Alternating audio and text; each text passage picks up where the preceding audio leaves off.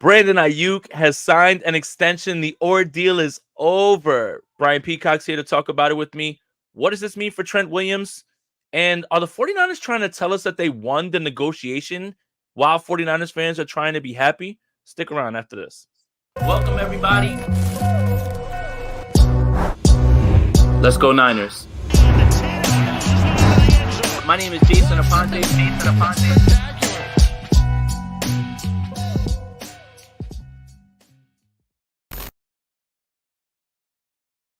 I'm Jason Aponte. That's Brian Peacock.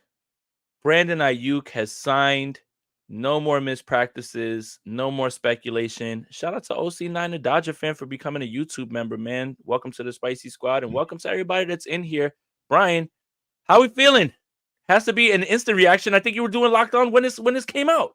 Locked On was live. Me and Croc about 20 minutes into the pod. The news breaks, and you know what happens? Sometimes people get a little crazy in the chat and break fake news, and so we had to take a little break, make sure that it was the real news, and it was the real news.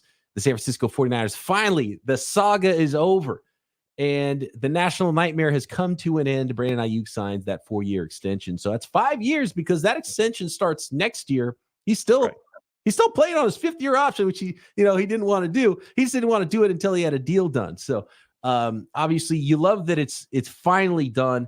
We're going to talk a lot more about this deal and wins and losses. But at this point, right now, today, for 49ers fans, it doesn't matter who won the deal, who lost the deal. You know who wins the deal is the 49ers and Brock Purdy and the people who throw balls to Brandon Aiyuk and the people who watch the San Francisco 49ers and are just so tired of seeing the 49ers coming up short for a Super Bowl championship and going into the season light on some of your best players just never made sense all along. So the 49ers were finally able to get this thing done, and Brandon Aiyuk is around. And man, the whole time, like dating back to last year, we talked a lot about it on Locked On 49ers. We've actually talked about it here on this Peacock and Aponte special that we've how did I forget that electric name for the show, which is so much better with your name first. It does just fire things up with the Peacock and Aponte name. But like Aiyuk makes the most sense long term. Like, look, okay, you're not weapon number one right now today, but in 2026, Brandon Aiyuk needs to be weapon number one. Mm-hmm. And when you look down the line of this team, he's 26 years old. He's the player that you need to build around for the future. And there's going to be seasons where he gets even more targets than he's ever gotten. And it might not be this year, but it might start to be in 2025. It might be in 2026. You know how running backs age, Jason. And George Kittle's already on the wrong side of 30. And Deebo Samuel, the way he plays, I mean, you just know he's already 2 years older than Brandon Aiyuk, even though they're only one draft class apart, because Deebo was 4th or 5th year senior and Brandon Aiyuk was a 3rd year junior or a redshirt junior. So yeah, because he transferred. Yeah, so they're 2 years apart. And so the 26-year-old Brandon Aiyuk is the player that the 49ers have drafted and developed. And it made so much sense for him to be the guy who's going to be there for young quarterback Brock Purdy, who's going to get a whole lot of money next offseason.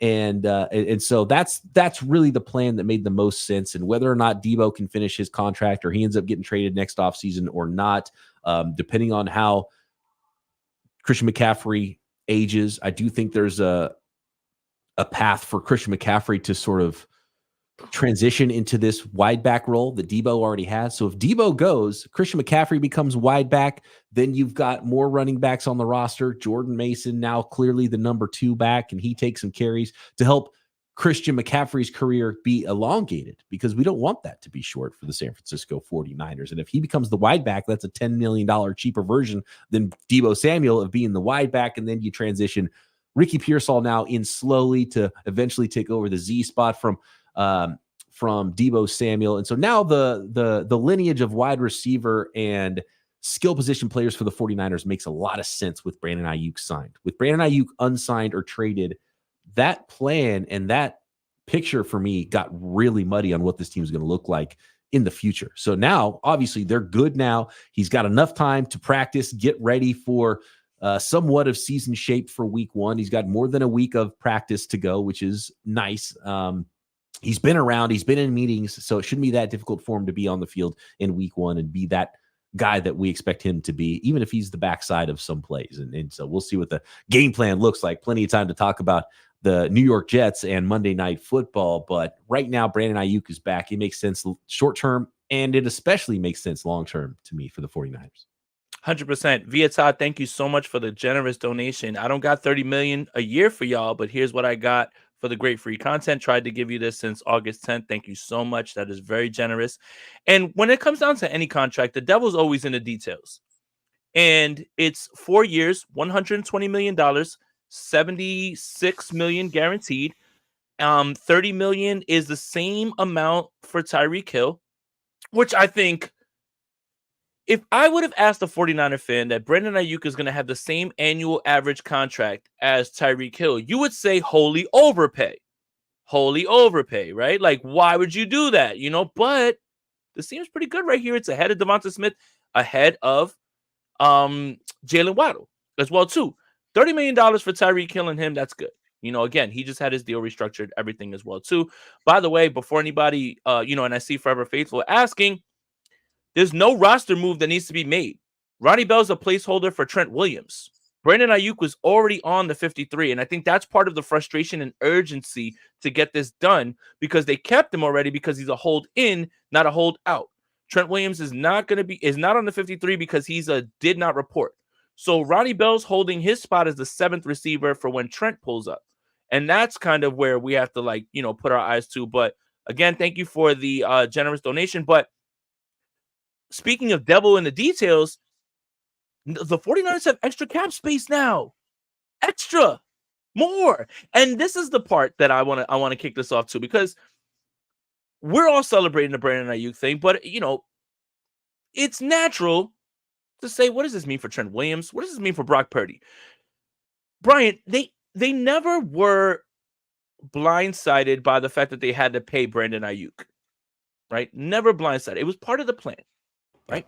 They knew this was coming for years. They've known this was coming and preparing for a negotiation and preparing budgets and all of those things. 100%. And Slick68, good to see you in here, man. Brandon Willis is on the practice squad, so they're not gonna cut him from there. Like it's Bell's on the 53-man roster. He's on the 53. So when Trent comes, he's got to go. Right now, he is. Yes, right now. Tomorrow morning, we'll find out. He's a placeholder. They still only have 2 players that can play offensive tackle on the roster right? So he's a placeholder. I'd love to see Terrace Marshall, take the shot, but that's a talk for another day. Where I'm going with this is the 49ers already have a plan for what they want to do with Brock Purdy. They already had an idea that they wanted to sign Brandon Aiyuk. There was never a chance that they were going to say, well, we're not signing Aiyuk. All that was budgeted. And I know it's natural to look at, how does this affect going forward? How does this affect going all the way down the road? Sure, that's natural, but they already knew. They already knew all this. So it's still there right now at this point too. Let me do this one. Forever Faithful says, do you feel like not negotiating until July is a flaw? They started this negotiation earlier than they ever did anyone else. You know what? This is where we'll pivot it to, Brian. Here we go.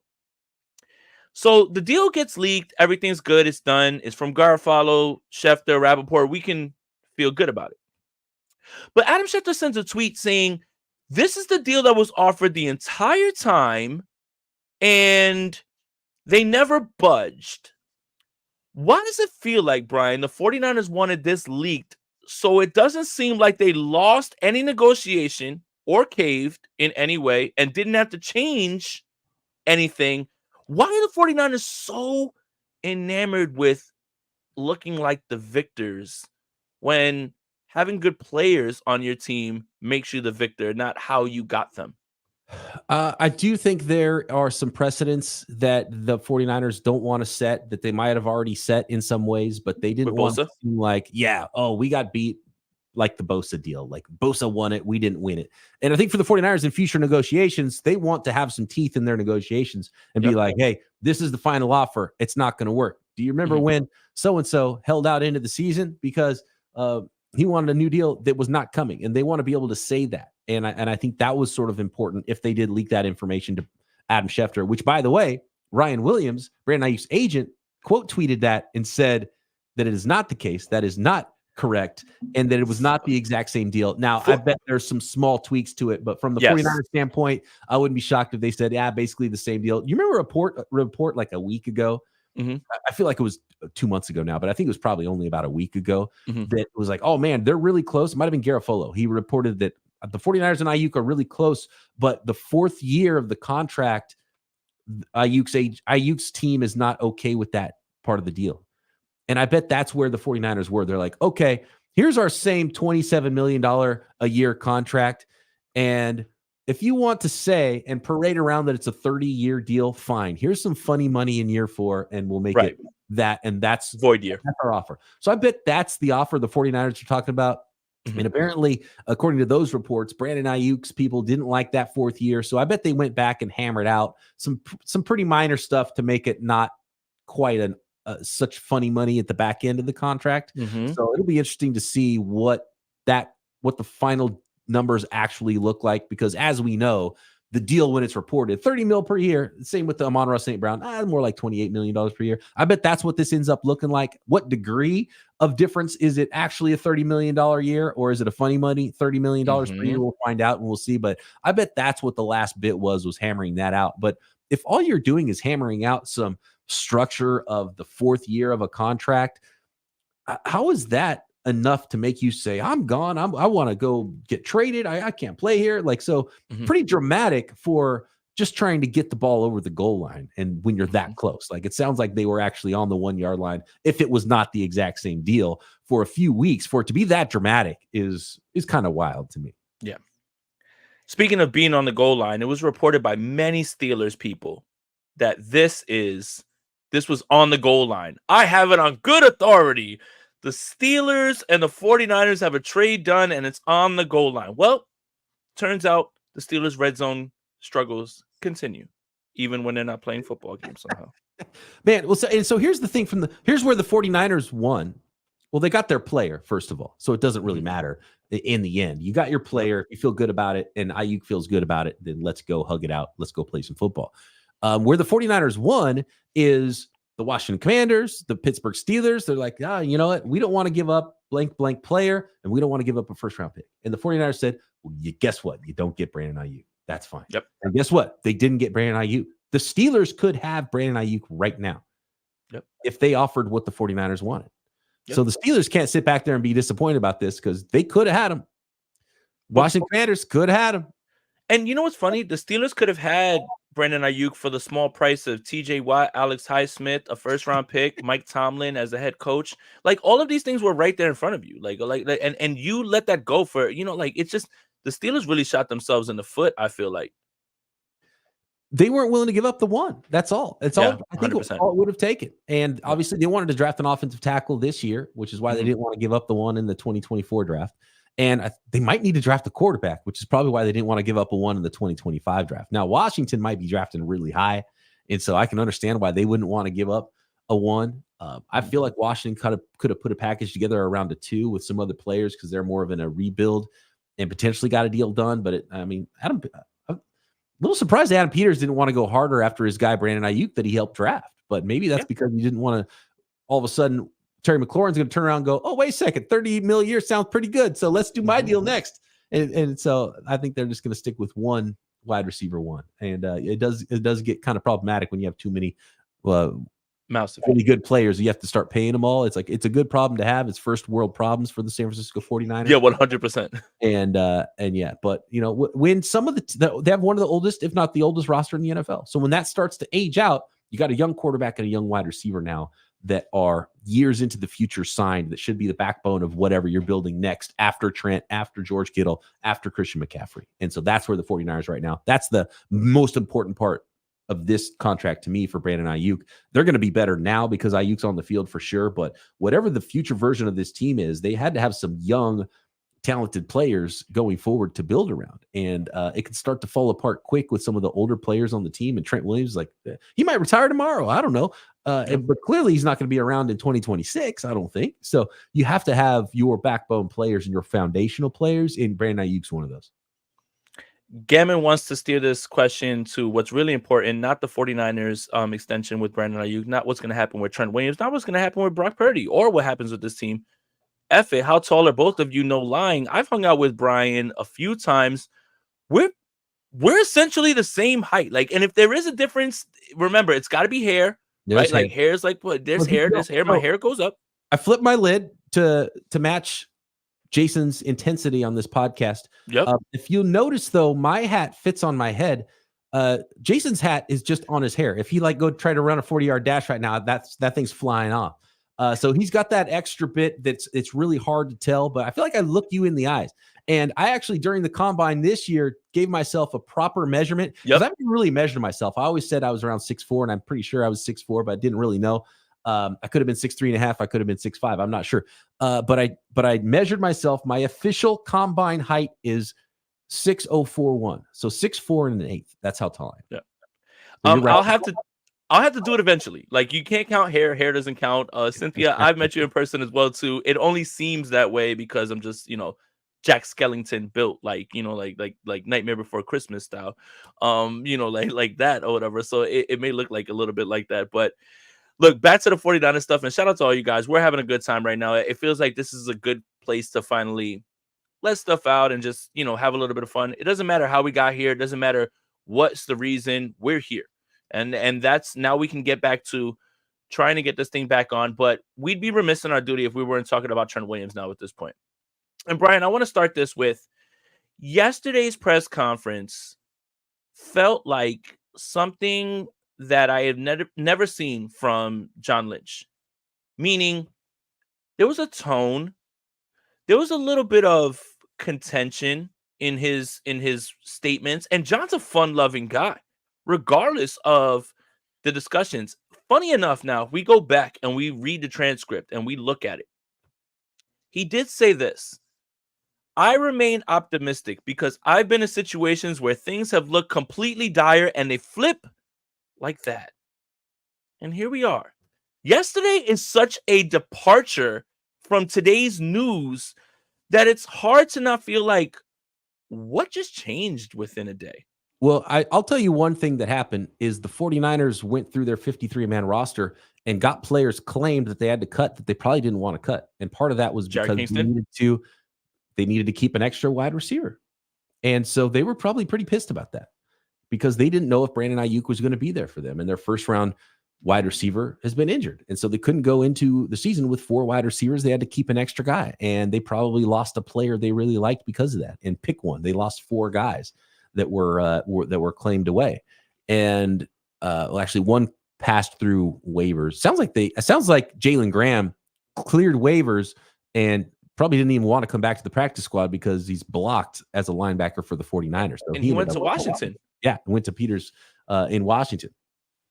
That's not a coincidence. Yeah. It's definitely not. And so I'm sure the Niners were pissed about that. And then on top of that, now the 49ers are like, okay, dude, well, guess what? You're cleared and you're going to practice. And if not, we're going to start finding you. And so so today is the day that you can make the most money because tomorrow you start losing money. And I think that might have been the last thing that got them back together to finish this up. Or as the report from Schefter, maybe there was the deal on the table that it was already there. Then they're like, okay, this is the day. And we will, Brandon Aiyuk's agent had to be like, look, Brandon, you will start losing money as of today if we don't take this deal. You know what's hilarious? And I want to pivot the conversation to this a little bit, even if it does mean like with Trent. Like, I think the Trent deal is a little bit closer because the way that Lynch was speaking, he was just so glowing, talking about, I know Trent's the best. And I was so happy when Ron Rivera answered the call. And he wouldn't stop. When it was asked about BA, he was a little like, my question is this, right? We have the people that we trust when it comes to breaking news for us, right? Someone on Twitter can say something and we're like, well, if it ain't Rappaport, if it ain't Schefter, if it ain't Garofalo, Pelissero, right? Like the guys, Josina Anderson, a lot of people that have credibility and have broken a lot of things. I wonder when that relationship with those insiders starts to change, when you realize that Adam Schefter is sending a tweet to kind of peddle out an organizational, I guess, like PSA, like, hey, don't look at us. We had this deal like this the entire time. And now he finally decided to sign it. Don't look at us. And how much of things are fed to our favorite insiders to make us believe whatever. They're always going to be the ones who break everything. But now you have to start looking at Adam Schefter sending out that tweet. I'm like, dude, you're working for somebody now, right? Like and then you have in the back of your mind, everybody said it was Mac Jones at 3 and all this stuff. And like, yes, we want Schefter and Rappaport to do these things so we feel like this is a solid bed of information. But my God, man, they're playing the game right now. And when Schefter sent that out, I was like, wow, that is literally you being a mouthpiece for this organization, trying to make it seem like the 49ers won this organization, as opposed to the fact that fans should just be celebrating that it's done. Sorry, I was getting buzzed for my DoorDash delivery there. Like, can't find there my you house. go. It's not Brandon Aiyuk delivering your DoorDash. He's too rich. No, it is not. No, he doesn't need that side job anymore. Thank goodness. It could have been if this went on a little further. Those $40,000 a day add up, man. You never know. Yeah. So with Trent's deal, I don't know, because the way his and I'm not a contract guru and a cap guru, but the way Trent Williams' contract is laid out, I think it's just harder for the 49ers to find the space and make it all work. And when they signed his deal, he was the highest paid left tackle in the NFL. And since then, especially this offseason, there's been a couple of big contracts. So, you're not as much like, I think it's just a little bit more difficult because you're straight up adding money to your cap, I think, with this deal. So I think that makes it a little bit more difficult.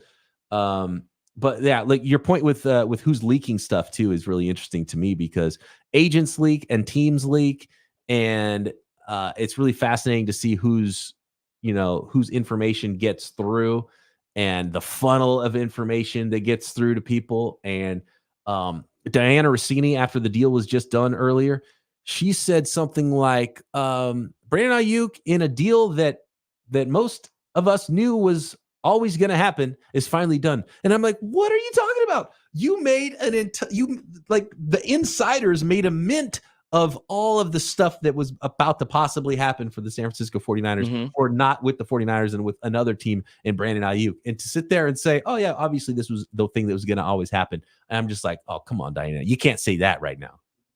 This is for you also. Shout out to Kyle, who does all the thumbnails, by the way, man. He's been working overtime, like, sending different ones. The 49ers should still go get Richie James, to be honest. Realistically, that's the last piece of the puzzle to get this done. But you know what's funny? Tim Kawakami was the first person that I had ever said, and again, 49er fans, we're a conspiracy theory bunch. We read body language, we read eyes, we read what people are saying, we read what they're not saying. The 49ers don't leak. But he was the first one to say, I think the 49ers are really interested in winning the negotiation. And that's when I was like, well, at least it's not just me. Because it felt like with the Nick Bosa thing, they were dug in and then they just said, all right, man, like, here we go. And you don't want to set that precedent, because you got to pay other guys and you have to pay more people. And you don't want, and like you said, you want to hold teeth. Like, we're not going to put up with this.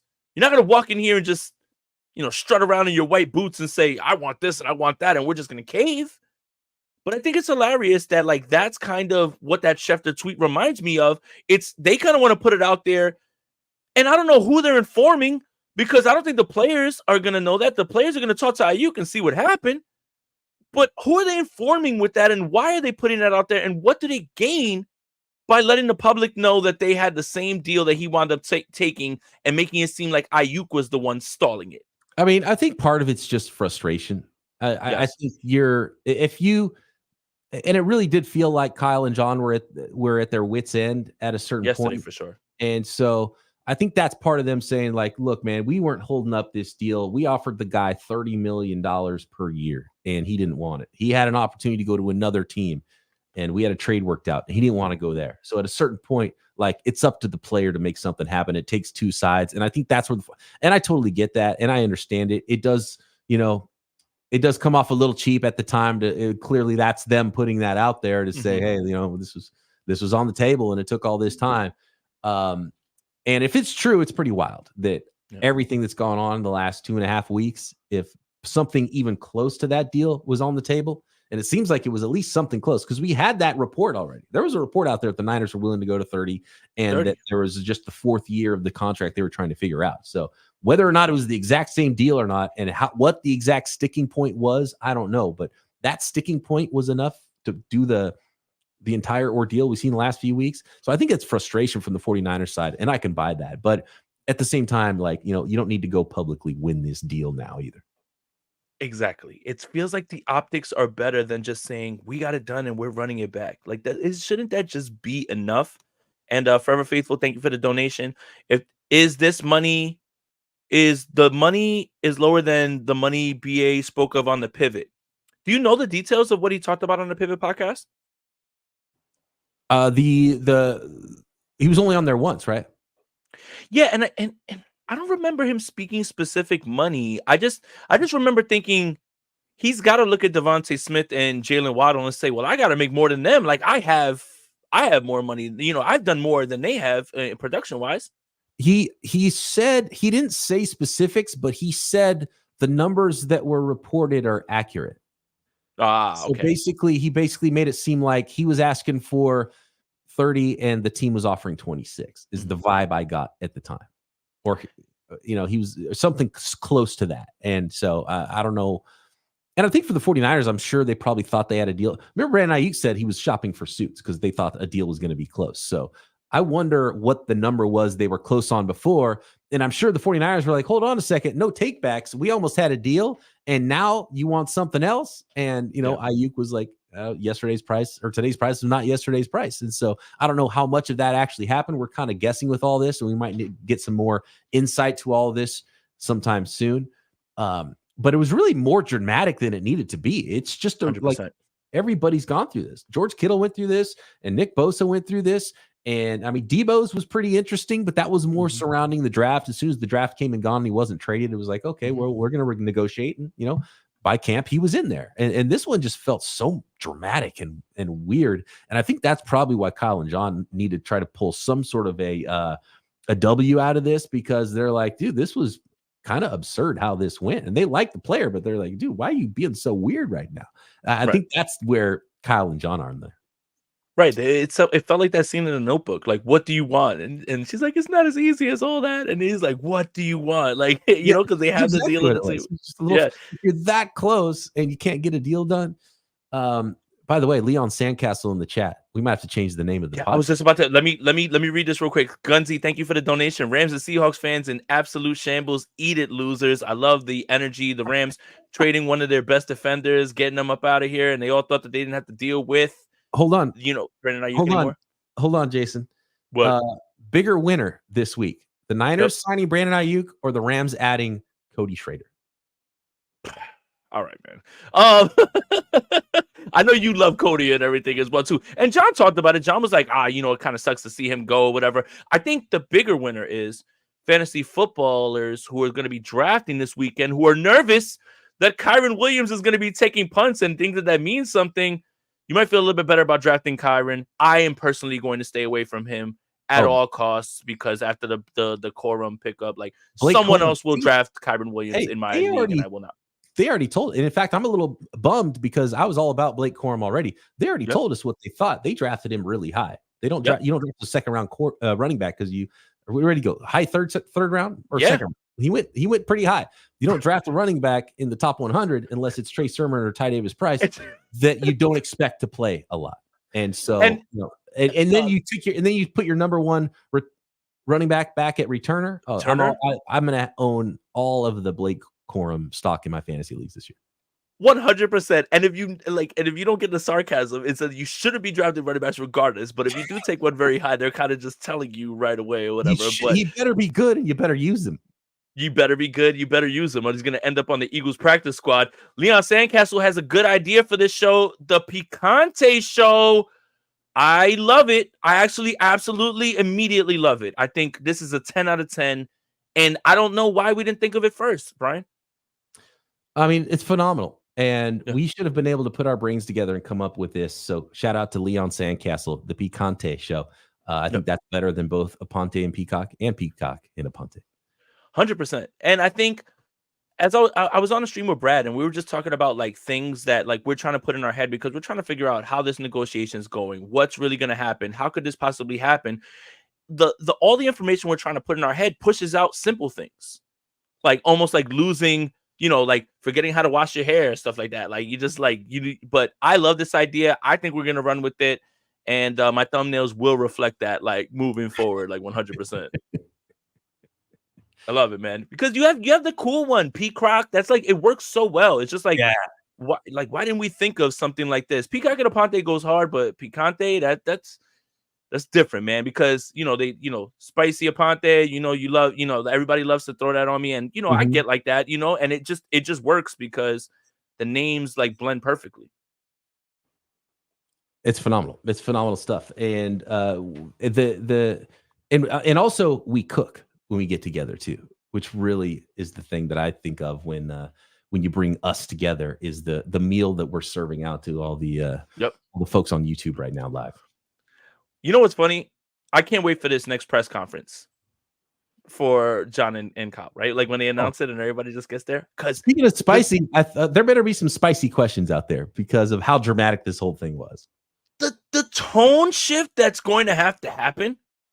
Well, you got to get out there and play. Well, we hope he'll be out there.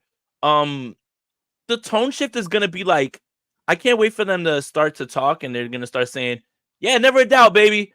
We always knew, like, and everybody was exaggerating. And we're like, you don't think that it was weird that this team, August 29th, like finally figured it out? And I will reiterate, they went to the negotiating table earlier than they have with almost anybody. They didn't wait. So this, for the one time they didn't wait, and it took longer. Well, the Bosa one took a little bit longer, but it's so crazy how we're gonna watch this tonal shift from how John was fed up yesterday, like done with it. Kyle felt like, Kyle's always like in the middle, not too high, not too down. He gave short answers when it came to BA. I could tell that he was a little annoyed. But John, it was evident with the way that John is, because John's so bubbly and happy all the time. And he always like, I just can't wait to watch this next one, because everybody's going to be smiles and happy, and there's like never a doubt, and we got it. I can't wait to analyze this one. And Aiyuk, I want Aiyuk on the podium. Talk. And some pointed questions to figure out all this, and I hope it's all smiles, and I hope it's, it's water under the bridge, but it did feel like there was some personal stuff here with this, even more so than some others. And, there was times when it felt like things got personal with other contracts, and, everyone hugs it out and everyone's good in the end. And I do wonder if Aiyuk getting a little bit more potentially than the 49ers thought they might have had to pay in the spring. And when they were budgeting for things, no doubt they had a plan, right? Even though it seems like sometimes they don't have a plan. Trent Williams, I'm sure they didn't plan for this either. And now this is coming up. So does that change the numbers for them to where, man, we can't sign Hufanga now and we thought we were, or man, we can't sign Aaron Banks now and we thought we were. Oh shoot, we were hoping to get Ward and or Demo. Now we got to choose only one. It's like, if you have, they potentially, when you talk about, $8 to $10 million a year for Trent and another $4 million budgeted, if it was 26 to 30 million, that's 14 mil a year. That's top of the market safety money. That's still less than what they would have to pay Aaron Banks probably. Cornerback, I think he walks, in my opinion. I think Aaron Banks walks. Dude, I think they signed one of those four guys, to be honest with you. And I think it's Demo. I think there's a chance that Ward, Hufanga, and Banks all walk in the offseason, and they sign Demo. And Deebo Samuel. And Javon Hargrave, maybe. Yeah, Hargrave. I think next offseason, Hargrave could be a cap casualty. Yep. They don't have reinforcements at defensive tackle. Like the defensive line, if we're talking about this team right now, aside from that's their weakness. And now that Brandon Aiyuk is back in the fold, the defensive line, especially the depth, is like the one thing where you look at with this team, you think, okay, this could hold that back, because they've always been a powerhouse on the defensive line. Yep. And I think I do like the starting four, but beyond that, I'm not super sold on everything else they have there. And if someone like Floyd looked like he was hurt, it's like, oh man, like He practiced today. Yeah, but he's back on the field, which is really good. I think they dodged a bullet there. YGM might be a little bit longer, but he's not quite the pass rusher that Floyd is. Maybe he is able to move inside and do some things there. But I think they're telling us the same thing because they have like 15 defensive linemen on the roster and on the practice squad. 5 of them are on the practice squad because I think they don't know, and they're hoping somebody sticks. Yeah. 35 minutes in, 460 people watching this. Guys, thank you so much. Make sure you like this video, subscribe to both channels. It's a good time to be a 49ers fan. One deal down, one to go.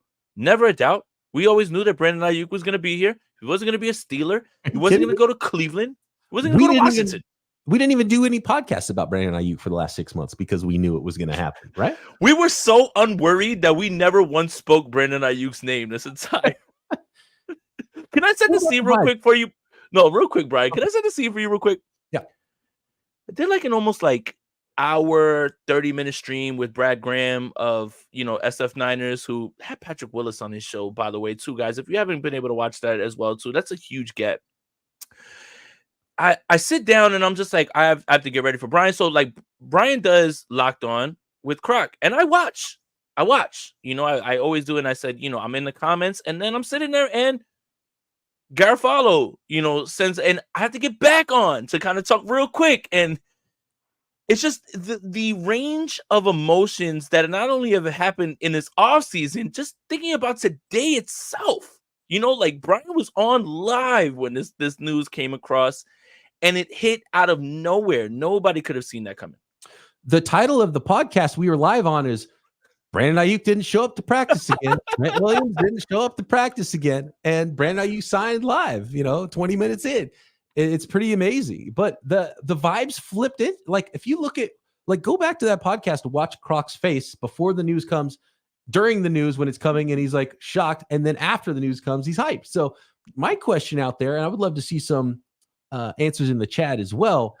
Jason, how much did the vibes flip just today at 3:30 in the afternoon with Brandon Aiyuk signing a deal? That alone, how much did it feel like it flipped the vibes for this 49ers team this season?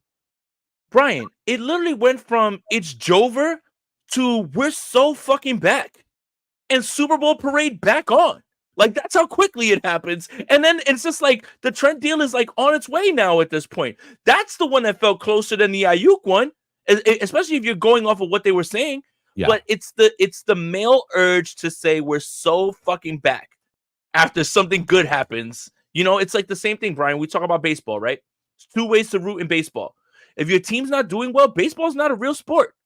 If your team is doing well, we are so back. That's how that felt right there in that moment. I bet Trent Williams doesn't even care about the extra money. Because clearly, if you're willing to retire and lose $20 million to gain $8 million, that doesn't make a lot of sense financially, right? So yeah.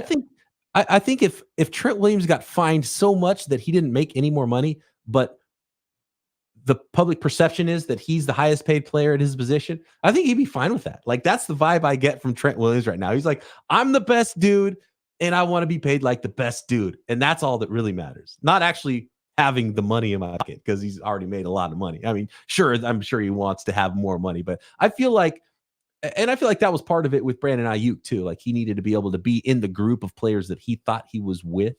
But for Trent Williams, and I think probably the 49ers, talking about precedents, I think probably the 49ers hurt themselves a little bit because they did this same thing for Christian McCaffrey early this offseason. And that's why it's hard for them to say that to Trent now. We didn't hear a peep about Trent Williams until that happened. Then all of a sudden it's like, oh yeah, Trent Williams is not going to show up now. I was like, wait a second, Trent Williams? Wait, what? Mm-hmm. The guy who was the highest paid at his position when he signed his deal, he's not anymore. Oh, so he wants to be highest paid again. Okay, just like Christian McCaffrey. It's hard for the 49ers to say, well, you can't do this, but we did it for a different guy. And again, it's precedents, and they set the precedent. So maybe they should have played hardball with Christian McCaffrey, and Trent Williams would be at practice right now. You'd love that, because then they're playing hardball with a running back. Well, look, I hate this. Like, I have the one, speaking of fantasy football, I have the 1.1 pick in my fantasy league. What are you going to do? Tell me. I'm trying to trade out. Trade out? Yeah. Because I'm for sure drafting Christian McCaffrey at 1.1. Yes. And I don't want people to point to me as the guy that jinxed it, the anti-running back guy that jinxed Christian McCaffrey. So I don't even want him on my roster. I want to trade out of there and go take Bijan or something and get an extra pick or for Brees it Hall. because I don't want to be responsible for it at all. And people will be like, oh, you always talk about running backs and how they're going to get hurt and how, I'm going to be like, well, yeah, I mean, like this dude, McCaffrey's touched the ball more than anybody in the NFL for 2 straight years. He's played 40 games the last 2 years. If anybody is due to be injured, it's Christian McCaffrey. Again, I'm knocking on wood. I don't want it to happen, but like when it happens, he's already got a bad calf. I don't think people should be shocked necessarily. It's because it seems like you're playing the long game. Okay, I'm going to talk crazy about running backs and their value, and then I can swoop in and take Christian McCaffrey, Right. like it's you playing the long game. And I respect it because I did the same thing in Scott Fishbowl. Kickers get 4 points for extra points. I took Jake Moody. I want to be on an offense where you get extra points. Like, what do you mean? Like, Moody.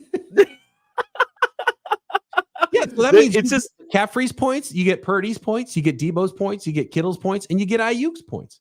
You get points for everybody's touchdown, 4 points for everybody's touchdown with Jake Moody. Smart play. You are diabolical to run with a narrative for a bunch of years to throw people off your scent just to take Christian McCaffrey at 101. But I did want to go back to what you said, though. Trent Williams absolutely wants to be the highest paid left tackle in football. And if you need any other proof, it is how his initial or this last negotiation went with the San Francisco 49ers, in which he literally was petty enough to get $100,000 more than Bakhtiari just so he could be that guy. Brian is bang on when it comes to that. If you think otherwise, I would say that I agree 100%. I'm not trying to say that like anybody's dumb for like not thinking that, but like that's 100% in the front of his mind right now. I'm the best. Yeah, Penei Sewell, you're real good. Yeah, this guy's good. This guy's good. Tristan Wirfs, you're real good. Still, I'm still the big dog. I'm still the big dog, and I still want to have that title. It was like 21 mil per year, and then Williams' deal was 21.1 per year, something like that. That's right? crazy. For $100,000 is insane petty. I aspire to be that petty in any sort of situation. Like, it was literally $100,000. It's what makes him great. And in a lot of ways, like the picture of Aiyuk I have in my head is him walking around practice, and it's just like this energy. And that's also what makes Brandon Aiyuk great, So it's much better now that Brandon Aiyuk can channel that energy that he has in his body, that he can channel it toward making plays for the 49ers instead of making plays against the 49ers, which is what he's been doing for the last few months, because it's what makes him great too. And the fact that the 49ers drafted a guy in the first round, goes through the doghouse, but then they develop him into exactly what they want him to be. He blocks his butt off. He's the only guy that can make plays in the intermediate and deep part of the field, because Kyle Shanahan doesn't like drafting receivers that can do that. Mm-hmm. By the way, Terrace Marshall, he's the anti-Kyle Shanahan receiver. I loved Terrace Marshall coming out of school. It turned out he didn't do much for the Carolina Panthers. That was a bad team to go to, clearly, that we know now. But he's not a Shanahan type of receiver. He's that linear downfield. It was interesting. It was interesting to hear them say that, like, he was up on our board. Like, we liked him. Like Kyle said, like, he's like, we liked him in the process. So, like, it's funny to hear that part. I wonder, I want to see him get a shot. I don't think he's going to get added to the big team unless there's an injury or something like that. Or maybe if something, if there's another setback. Conley stays over him. By the way, Terrace Marshall turned 24 years old this summer. 24 years old. Turns 24 next week. The 49ers took a shot on the practice squad guy who is 24 years old and has 3 years of experience in the league, went to LSU too. He didn't go to some small school. Mm-hmm. I love the move. It's like speed was the off season. It's funny. All right. This is where I'm going to take this now, Brian. You ready? Uh-oh. Everyone loves Adam Peters. Everyone says Adam Peters. Every time it's a good pick, that's an Adam Peters pick. Every time it's a bad pick, that was a John Lynch pick. Every time it's a Kyle pick, that's a Kyle pick. We're so excited about this draft class. Adam Peters had no touch on any of this. Isn't that funny? Isn't that see how that works? And I know Ambry Thomas was a guy that was a Peters guy, gold domers, all those things. But damn, we're excited about this draft class, and Adam Peters had nothing to do with it. I find that really funny. What if Adam Peters was only the guy in charge of the bad picks all along? We never knew that. I just see, this is my point, Brian. We never knew who Adam Peters was in charge of. Aside from, we know that was Ambry was one of his guys and this and that, right? But for all that talk about Adam Peters is the guy, he should be the GM. Look at this draft class, and he had nothing to do with it. And we haven't even seen the first round pick take one snap yet, and we're excited about everyone. You know what I just realized, though? The 49ers drafted all older prospects in this class. They did. So what if they just drafted all the guys that Adam Peters last year was looking at as juniors that he circled on the list of the guys we want to watch in the upcoming draft? So they're still drafting Adam Peters guys this year. Maybe that's not the crown. That's me putting on the tinfoil hat. That's the tinfoil hat right there. That's a good one. I didn't think of that. Yeah. What if Adam Peters scouted all those guys and he hit on a bunch for the Niners for all intents and purposes? We haven't seen them play football actually, right? Look, we're just excited right now. Yeah. And I think Washington had a really good draft as well too. I feel like Washington's draft. I gave Washington a way better grade than I gave the 49ers immediately after the draft. In 100%. Fact, they drafted the guy I thought they should have taken instead of the Niners should have taken instead of Ricky Pearsall in Johnny Newton. And it turns out Pearsall had a pre-existing injury too, because that was like the one thing people are like, oh no, man, Johnny Newton had this pre-existing foot injury. Well, I guess Pearsall had this before the draft, and the team knew about it too. And we'll see what Pearsall ends up being. But the 49ers, man, especially when you talk about Pooney and Mustafa, Cowing looks really good and exactly as advertised. That's really what you want to see. Is you want to see the player show up and be as advertised, play to the scouting report that you saw. When you see a player that comes in and you're like, whoa, this guy looks lost. That's never a good thing. And all the way down to Bethune in the 7th round, even Kingston, who they lost and waived and was claimed by, who was it? Carolina that claimed Kingston? I can't remember who claimed him. Carolina. Yeah. So we traded Kingston for Terrace Marshall. Like nobody looked lost. Yeah, essentially we did. Oh yeah. So I got roasted because of my outfit. They said I looked like on the other podcast, because I was wearing my Locked On polo, which is gray, which I never wear. I hate wearing polos, and my Locked On hat. It was like matching. And somebody said I looked like someone that worked for a pest company or something like that. And so I had Brian, don't cave to the mob, man. It doesn't matter. Yo, dude. All right. I've got people that are like yelling about like, oh, your shirt's wrinkled on this one side, or like, why is your mic like, bro, like you can't cave to the mob. Like you just like, yeah, but I will say this. The fit is striking. It's very striking. This is radio on TV, man. This is in radio. Anybody's worked in radio knows that is a cash business. That is a casual business, unless you have a corner office. Like a lot of folks I worked with wore sweats to work every single day, and they were getting paid good money to be on air. It's not a visual medium.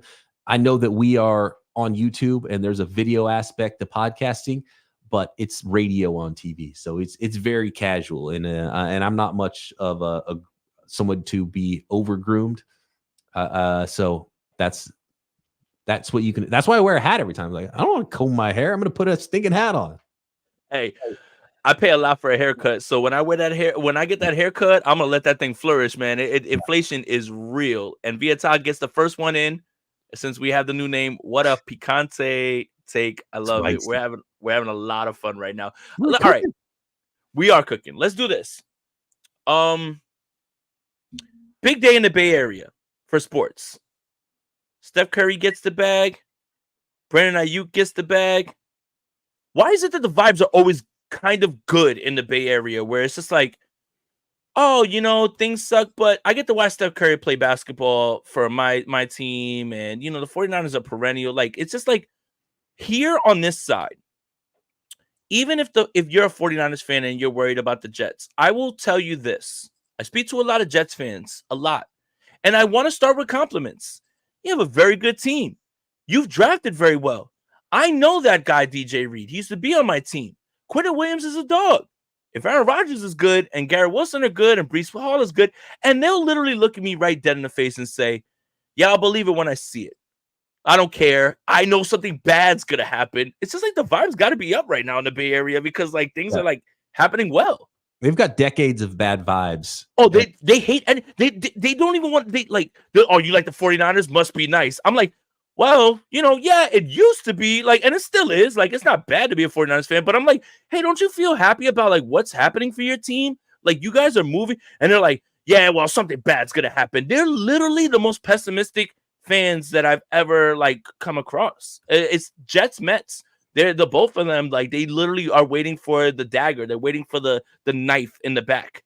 The Aaron Rodgers Achilles injury on the fourth play was the most that's so Jets that happened. It's unbelievable. So Jets. You're over there too, so you're in. Yeah.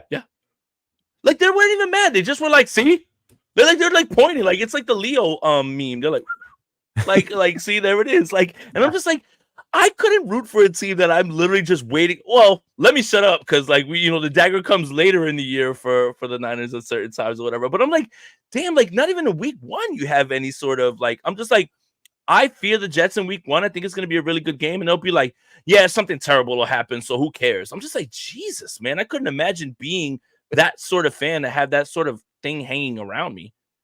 Let me ask you this, Jason. Yep.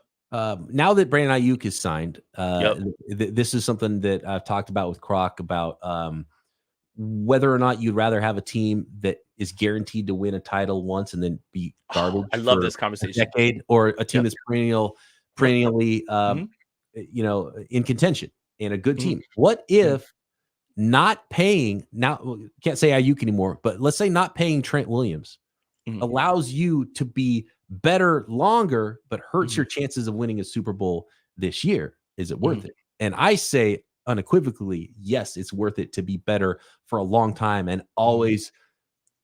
Like I would rather be the Steelers than the Lions and be bad for decades and then have one good team all of a sudden and then be bad again. I'd rather be that team that I always know is going to be playing for something every year. I've had this discussion on live with Brad right before. The same exact discussion. I'll put it like this. The Los Angeles Rams, if you're a fan of them, if you're one of the 13 Los Angeles Rams fans, you are fine with your team rebuilding and trying to get things together. Why? Because you have the smell of a ring around you. Is that smell even there anymore, though? I mean, it shouldn't be. How long does it last? If the Niners won, if the Niners won, look, it clearly doesn't last 30 years. And if you asked a 49ers fan 10 years ago in the Harbaugh era, it doesn't last 20 years. So how long does it last? I'll tell you this. If the Niners won the bowl in 2019, I wouldn't be nearly as stressed about like trying to figure all this stuff out, right? Dude, I think Kyle and John would have taken a different path with the roster. 100%. They'd have already won one. 100%, right? Yeah. A Super Bowl ring has cascading effects. And right now, even if we were in the same exact situation with this roster, and Brandon Aiyuk didn't want to sign, and Trent Williams didn't want to sign, I would be nowhere near as anxious. But I will answer your question simply as this. Winning one Super Bowl and being tossed away into irrelevancy and never being able to compete again is not better than being in it every single year with a chance to not just win one, you can kick down the door and win 2 and 3. Like, why do we have to cap this at 1? Okay, you want your 1 guaranteed? Fine. You give me the 1 guaranteed, but you tell me the season that it's coming. Why am I even watching the games? Yep. That pit in your stomach, that anxiousness, all of that goes away because you know your team's going to break through. The idea of winning the Super Bowl is being in it, finding a way to get it done, winning those close games, and then finally breaking through the door and then saying, you know what? We're not done. We're not done. We're going to get a chance to go back and do it again. You'd much rather be no, I'm not even going to say them because it's going to piss everybody off. But who's the team that won 1? The Rams, right? So the Rams have won 1, but they have no shot at winning 2 and 3 in this shot. The Chiefs have won how many? And they're going for a 3-peat. And obviously Patrick Mahomes is there. I'd rather be the team perennially in it. Words are hard. Than the team that gets one, and now you don't have to watch them for the next 10 years because it doesn't matter anymore. But you know what? It probably is better to be the Rams than like the 1990 Buffalo Bills that went 4 times and lost 4 times. You'll never see that again. Brutal. You'll never see that again. That is something that'll never happen again. Might be the closest. Right. Yeah, well, yes. So I'm sitting in a room with a Bills fan right now. So we can ask him real quick. So going to 4 straight Super Bowls and not winning, that is something that'll never happen again. It'll never happen again. Hey, and the 49ers are the closest.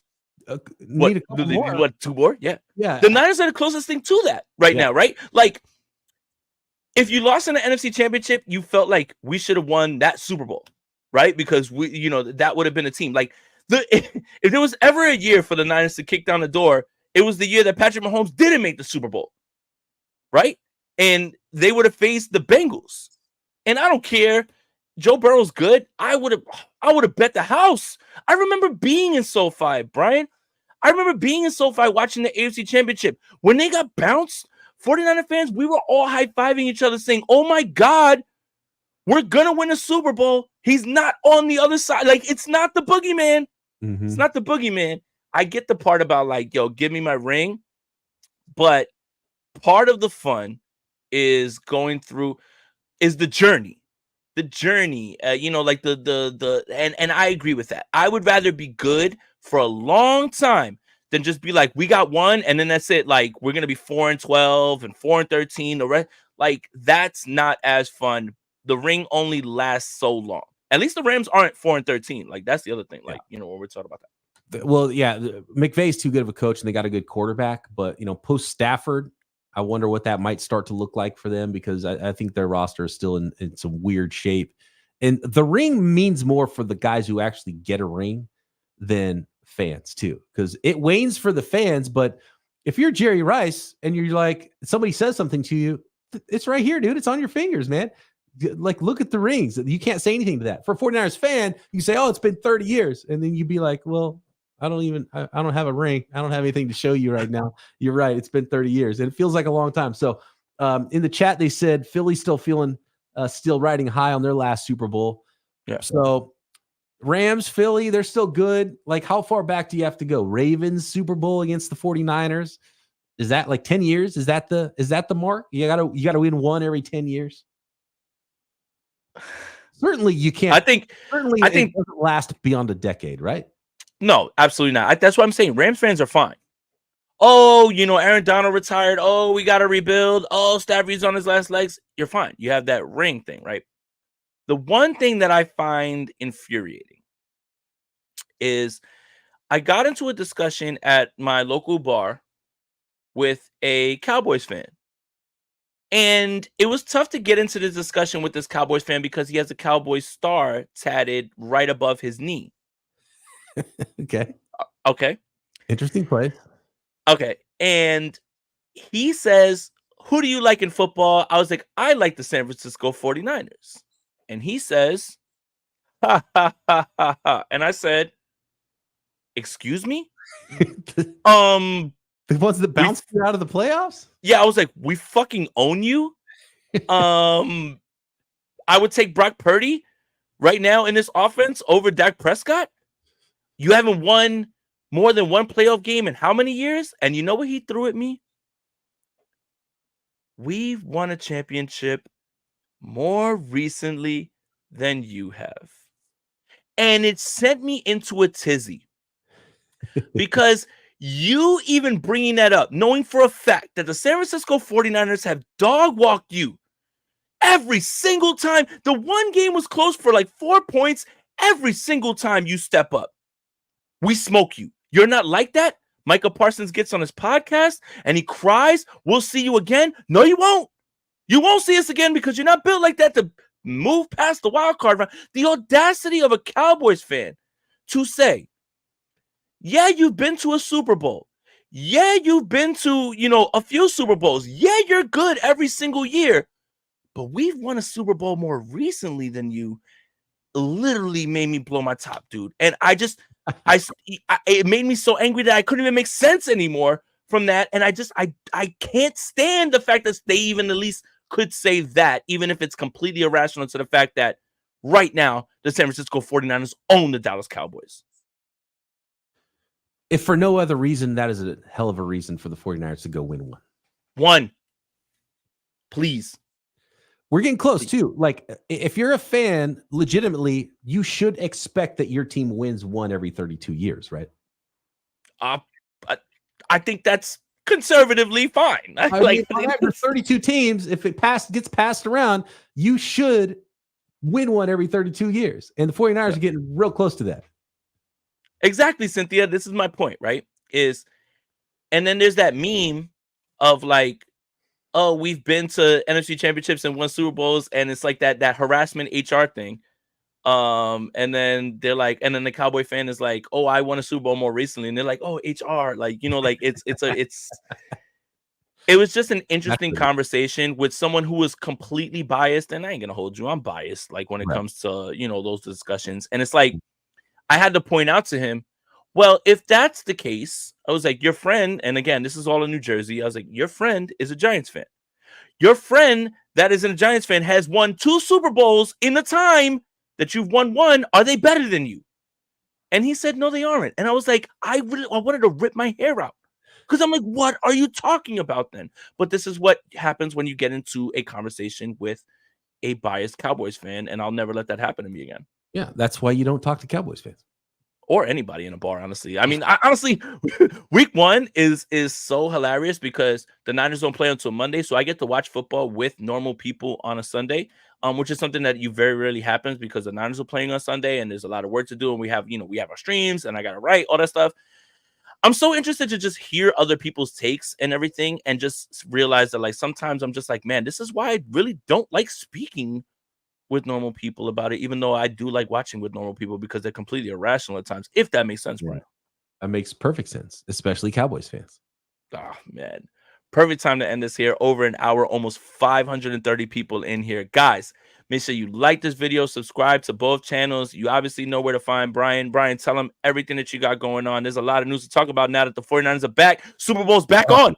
Oh, yeah. This show is being streamed simultaneously on Aponte's channel, as well as mine, Overtime with Brian Peacock. Extra stuff that don't go on my regular podcast, Locked On 49ers Daily with my guy, Eric Crocker. I'm also doing a Locked On podcast called the Peacock and Williamson NFL Show. Matt Williamson, former NFL scout, former ESPN writer. We talk about the entire NFL daily as well. So daily podcast on the Niners, daily podcast on the NFL, on the Locked On Podcast Network. And of course, you can find me on the Twitter Spaces at BD Peacock. So subscribe up to all those things. Appreciate you, Brian. Appreciate all you guys. Enjoy the rest of your night, man. Up, here we go. Damn it! It's always at the buzzer too. Shout out to you, Gammon, for the not so fast is crazy. Woo. Shout out for the last minute super chat. Full court press. Every year there are new lessons, not just for the front office, but also for the coverage. What's the lesson to be learned from this off season, and what needs to be improved? Oh man, you know what? You go first, Brian.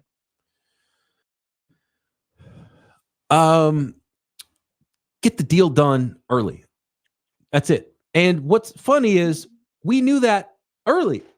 We're like, hey, you know what, 49ers, you better get this deal done with Aiyuk quick before all these guys sign. And that was not even counting some of the other deals that got done that we didn't even expect to happen. And so this is not something that should have been surprising for the 49ers. So that's probably the lesson learned. They've gone late on a lot of contracts. And if you're just going to end up at that number anyway, they might have gotten Aiyuk for $28 million if they'd have just done it 6 months ago. Did you see the Diana Rossini report about the 3-way trade? No. Ready? Yes. The 49ers only were willing to trade Brandon Aiyuk if they can get a top flight wide receiver to replace him. They offered a 3rd-round pick to Denver for Cortland Sutton and then would have dealt Aiyuk to the Steelers. But the Broncos declined the offer. Not so fast. I don't think we're going anywhere. What does that mean? First of all, I can't believe the Broncos turned down a 3rd-round pick for Cortland Sutton. Cortland Sutton's a good player. He doesn't replace Brandon Aiyuk, and I don't think he's part of a long-term Bo Nix next great Broncos team either. So I think that's perfect. It's probably because it was too late in the process. If that offer would have come down April 15th instead of August 15th, then maybe that would have been a deal that got done. But, and to be honest with you, I don't think the 49ers needed to flip a pick for a wide receiver. No. You just drafted a first-round wide receiver. That and a fourth-round wide receiver. That's and you got very Debo interesting. Samuel, and you got Christian McCaffrey. And if you like the Aiyuk trade is the Aiyuk trade. If it makes you better to trade Brandon Aiyuk, you don't need somebody else's extra guy that you're probably, a third-round pick for Cortland Sutton. I mean, it's fine value in a vacuum, but to be honest with you, it's kind of a lose-lose all around, really, for the 49ers and Aiyuk there. And I'm actually surprised that the Broncos didn't take it because they got 2 rookie wide receivers. They already traded, obviously, Jerry Jeudy, but I mean, it's Cortland Sutton's past his prime. He's had a lot of lower body injuries. He wants to get paid too. Yeah, the Aiyuk. I've been saying this. The Aiyuk trade needed to make sense as the Aiyuk trade, and getting another veteran wide receiver back never made a lot of sense to me unless it's really truly a difference-making player that you're getting back. Very interesting because it was coming out about the Browns in which they were fine with getting Amari Cooper and 2 picks for Brandon Aiyuk, but Brandon Aiyuk said no. And it was reported that the Browns offered more than anybody to get Brandon Aiyuk, and they said no to that deal. It's interesting because Adam Schefter's saying that, Rossini's saying this. It goes back to what we're talking about, is we trust certain people, but why is there all this conflicting information? Why is there all because the 49ers and the Steelers have a deal and, somebody's got to move something. Well, they're not going to give us any pick. We don't want it. Obviously, they were probably asking for George Pickens. Something like that earlier on in the process, I wouldn't have felt great about it, but I would have been able to rationalize it. And then if it's Cleveland and you get Amari Cooper and picks and, you get somebody who can get open right now on man coverage, it narrows your window, but it doesn't close it. Someone's going to write the book about this whole situation. Someone's going to write the 30 for 30, whatever it is, and we're going to find out everything. But all this information just feels like an info dump right now, especially at the end here, when the end game was eventually the 49ers being able to say and have people report, oh, we had the deal there the entire time. He just didn't want to take it. It was kind of his idea. I mean, Cortland Sutton can't hold up a deal, but that's where I come from on that. No. And look, going forward, your plan should be, okay, we're going to go roll with Ricky Pearsall and Jacob Cowing and Deebo Samuel instead of trading Samuel and only having Brandon Aiyuk, right? So, and then we're going to use those extra picks to draft a next starting offensive tackle and some more defensive linemen. Like that should have been the Aiyuk trade, is how you build the rest of your team, not about, oh, let's just swap that out and get a worse wide receiver. That plan doesn't even make sense to me. Like why they were so adamant that they needed to get a mediocre wide receiver back in a Brandon Aiyuk trade. This is the last question. Gamma says, everyone talks about Brock's contract next year. We kind of talked about this. Where will this team be without Huff, Ward, and Demo? We could be losing 75% of our secondary. Here's the question, Brian. If Demo becomes an all-pro, does he price himself completely out of 49ers land with all of these other guys? Because Ward's already got a great reputation, and he's great. Demo seems like the one that you can't lose. You can't lose him. He's kind of the Aiyuk version on the defensive side of the ball, where he's the younger guy, but he's the one that's most likely to be good in a few years versus, I mean, I guess Hufanga's a pretty young player and Ward's not super old, but Ward's pretty obviously the one, even though he's the best cover corner, he's probably the one you would not sign just because someone's going to overpay him for sure. And to be honest with you, Demo's the way he can play both slot and outside, his versatility probably helps the 49ers keep him because slot guys get paid less. Mm-hmm. It's kind of like how McCaffrey costs less than Deebo Samuel, even though the next closest player in the NFL to Deebo Samuel's ability and skill set is probably Christian McCaffrey. One more tinfoil hat. Do you think that's why they're so adamant about having him in the slot? Is just because they're just like, hey, you're a slot guy. You can't really ask for all that amount of money. Yeah. I mean, maybe that's part of it. He's also good there. He's very good. And, 5th round pick, I don't think he's going to make crazy money. To be honest with you, they should announce that deal today. Like, you can sign Demo. Villanor deal. Yeah, sign him. And that can become a bargain. Almost what it feels like with Dre Greenlaw. Yeah, sign like him that deal would look like today rather than him balling out if you really believe he's going to do that, because he'll just be more expensive next offseason. Like they should have probably signed Aiyuk last offseason. How much would Aiyuk have gone for last offseason?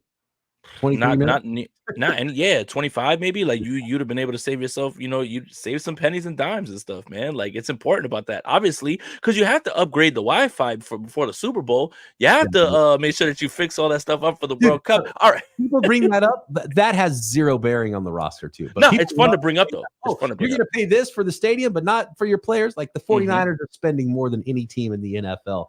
They have top 10. They're the only team that has top 10 salary on both offense and defensive side of the ball. Like, and whatever they're doing to the stadium, that comes from a different group of cash. That is a different thing. Has nothing to do with the salaries of the players on the field.